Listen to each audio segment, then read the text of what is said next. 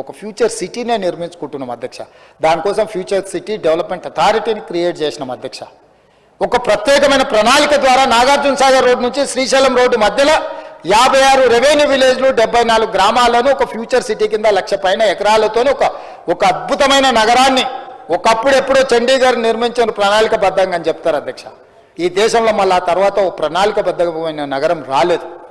అమరావతిలో వాళ్ళు ఏదో ప్రయత్నం చేశారు, అది ఆగిపోయింది. ఈరోజు మనం ఒక ఫ్యూచర్ సిటీ డెవలప్మెంట్ అథారిటీని క్రియేట్ చేసి ప్రపంచ దేశాలతో పోటీ పడే ఒక గొప్ప నగరంగా నెట్ జీరో సిటీ, కాలుష్యం లేని పర్యావరణ పరిరక్షణతో ఒక సిటీని నిర్మించాలని ఇలా ప్రయత్నం చేస్తే దానికి కాలు అడ్డం పెడతారు అధ్యక్ష. హెచ్ఎండిఏ చేస్తే దానికి కాలు అడ్డం పెడతారు అధ్యక్ష. అసలు అంటే ఏది జరగొద్దు అంటారు అధ్యక్ష. నేను ఒకటే మాట అడగదలుచుకున్నా అధ్యక్ష. పరిశ్రమలు రావద్దు, అభివృద్ధి జరగొద్దు, నగరాలు నిర్మించొద్దు, మూసీని ప్రక్షాళన చేయొద్దు, మెట్రో విస్తరించొద్దు, రీజనల్ రింగ్ రోడ్డు ఇవ్వద్దు, రీజనల్ రింగ్ రైలు వద్దు, డ్రై పోర్ట్ వద్దు, ఆంధ్రప్రదేశ్లో ఉండే పోర్ట్కి dedicated national highway, greenfield national highway వద్దు, రైల్వే లైన్ వద్దు, ఏది వద్దు అని అంటే తెలంగాణ రాష్ట్రం దివాలా తీయదా అధ్యక్ష? ప్రతిపక్షంగా వాళ్ళు చెప్పాల్సిన లగచర్లు తమరి అమ్మమ్మ గారు ఊరు అధ్యక్ష, మీకు తెలుసు, పోలేపల్లి ఇవన్నీ తమరు అక్కడనే పెరిగిండ్రు. ఒక 1300 ఎకరాలలో మనం ఒక పారిశ్రామిక వాడను తీసుకొచ్చి మన వెనుకబడిన ప్రాంతంలో వేలాది మంది నిరుద్యోగ యువకులకు, ఆడబిడ్డలకు ఉద్యోగ అవకాశాలని ముఖ్యమంత్రి అయిన నేను, తమరు స్పీకర్ అయినరు, మన ప్రాంతంలో ఒక ప్రాజెక్టు తీసుకుంటే కలెక్టర్లను, అధికారులను బండరాలతో కొట్టిస్తారా అధ్యక్ష? ఇది మంచి పద్ధత? కొట్టినోళ్ళ మీద కేసు పెడితే దాని తప్పు అట్లా ఇది అంటారు. అంటే పోలీసులు ఏం చేస్తారు అధ్యక్ష? కలెక్టర్లను కొట్టొచ్చా? రాళ్లతో సంపమని వీళ్ళ ఆదేశాలు ఇవ్వచ్చా? వాళ్ళ మాజీ ఎమ్మెల్యే గారు సంపూర్ణ వస్తాయని చెప్పింది నిజం కాదా? వాళ్ళ మీద కేసు కడితే దాన్ని తప్పు అంటారు అధ్యక్ష. అంటే రేపు ఒకవేళ మీ మీద దాడులు జరిగితే కూడా కేసులు కట్టొద్దా?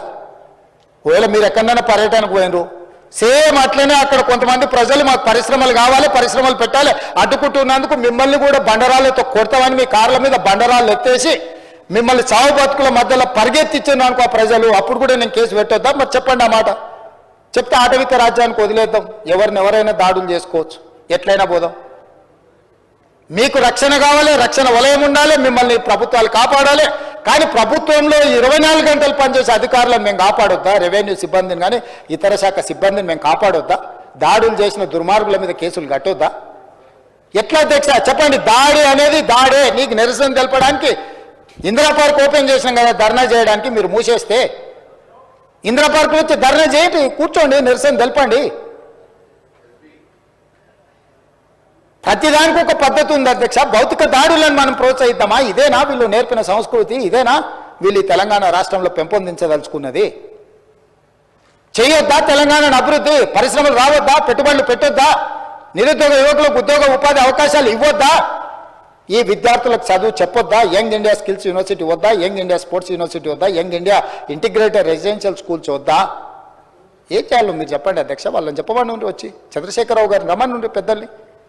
నేను మాటిస్తున్న అధ్యక్ష తమ ద్వారా చంద్రశేఖరరావు గారికి, నా సభ్యులందరికీ నేను చెప్తున్నా, వారిని వచ్చి వారి గౌరవానికి భంగం కలిగించము, హుందాగా వ్యవహరిస్తాము, వారి అనుభవాన్ని రంగరించి సలహాలు సూచనలు ఇవ్వమనుండి 100% ఈ ప్రభుత్వం వారు సహేతుకమైన సలహా సూచనలు ఇస్తే పాటించడానికి సిద్ధంగా ఉన్నాము. అనుభవం కలిగినోడు కాబట్టి చెప్పమని ఉండ్రి.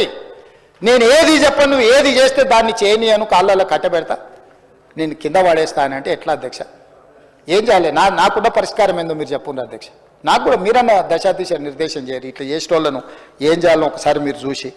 నేను సిద్ధం అధ్యక్ష. చంద్రశేఖరరావు గారు రమ్మని ఉండి, వారంత అనుభవం లేదు, వారంత వయసు లేదు, వాదనలో ఓడించమని ఉండే అధ్యక్ష. ఎన్ని అబద్ధాలు చెప్తాడు ఆయన, చేతనైన అనుభవాన్నంతా రంగరించి అబద్ధాలు చెప్పమని ఉండి. నాకున్న పరిమితమైన జ్ఞానంతో నేను నిజాలు చెప్తా అధ్యక్ష. చూద్దాం నిజం గెలుస్తుందో అబద్ధం గెలుస్తుందో. వారు అప్పుడప్పుడు వచ్చేసిండు అంటారు. వచ్చేసిండు. కురుక్షేత్రం తెలుసు కదా మహాభారతంలో అధ్యక్ష. కురుక్షేత్ర యుద్ధంలో దుర్యోధనుడు మడుగులో దాక్కున్నాడు అధ్యక్ష. యుద్ధంలో పరిస్థితులను చూసి మడుగులో దాచుకుంటే మడుగులో నుంచి కూడా శ్రీకృష్ణుడు బయటకు రప్పించిండు అధ్యక్ష. దుర్యోధనుడు కూడా అప్పుడు బయటకు వచ్చిన ఏం జరిగింది? ఓటమి అవమానంతో ఫామ్ హౌస్లో పండుకున్నాయన బయటకు రప్పించే శక్తి మాకు లేదనుకుంటున్నదా అధ్యక్ష? కావాలనుకుంటే ఎప్పుడైనా రప్పిస్తాం అధ్యక్ష. అట్లనే మనం రప్పించి కూర్చోబెట్టి